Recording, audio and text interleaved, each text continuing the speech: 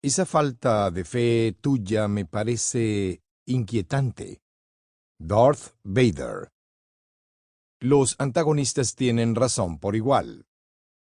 Existe en la actualidad una distancia abismal entre lo que se conoce popularmente como liberalismo y la postura conservadora tradicional.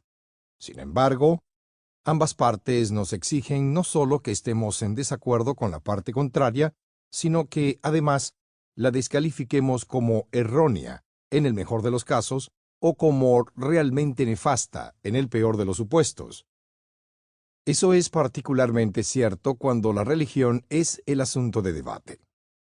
Los más progresistas se lamentan del rápido avance del fundamentalismo y llaman la atención sobre la estigmatización que sufren los que no creen.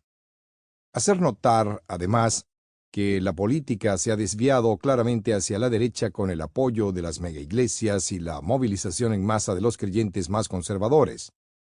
Por su parte, los conservadores se suman a ese espíritu crítico, pero denuncian lo que ellos perciben como una sociedad progresivamente relativista y escéptica. Apuntan en ese sentido que las universidades, los medios de comunicación y las instituciones de élite principales son, en su mayoría, de tendencia secular, y además ostentan el control de los ámbitos propios de la cultura. ¿Quién tiene razón? ¿Está en alza la fe o el escepticismo? La respuesta es un rotundo sí. Los antagonistas tienen razón por igual.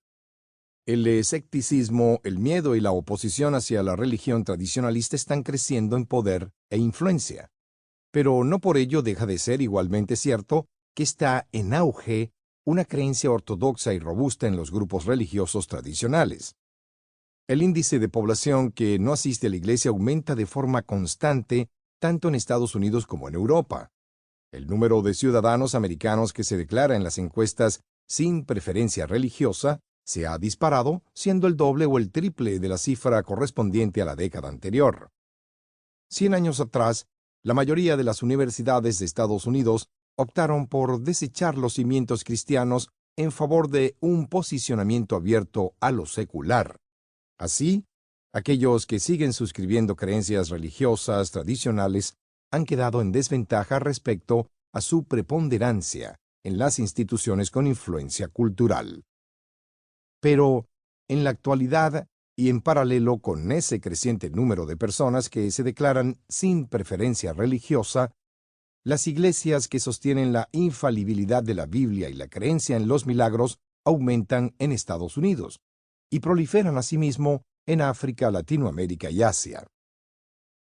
En amplios sectores de Europa se observa igualmente un incremento en la asistencia a la iglesia, y aún a pesar del secularismo de la mayoría de las universidades e instituciones culturales, las creencias religiosas están también aumentando en algunos ámbitos académicos.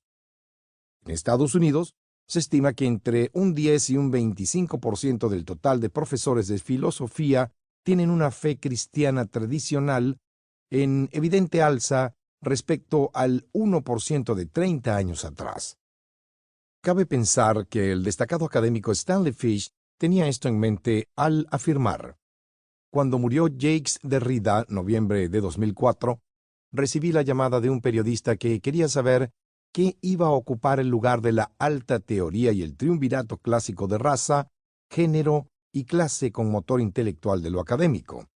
Mi respuesta fue inmediata y concisa: la religión.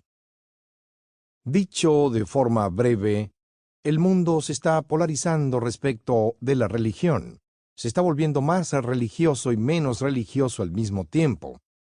Hubo un tiempo en el que se creyó que la secularización de determinados países en Europa anunciaba un fenómeno semejante en el resto del mundo. Se vaticinaba que la religión o se libraba de su carácter sobrenatural y dogmático o acabaría por desaparecer. Pero la teoría de que los avances tecnológicos llevan implícita una inevitable secularización está en la actualidad cuestionada e incluso radicalmente modificada. Así, quizás ni siquiera Europa esté abocada a un futuro secular, a la vista de un crecimiento moderado del cristianismo y un islamismo en alza exponencial.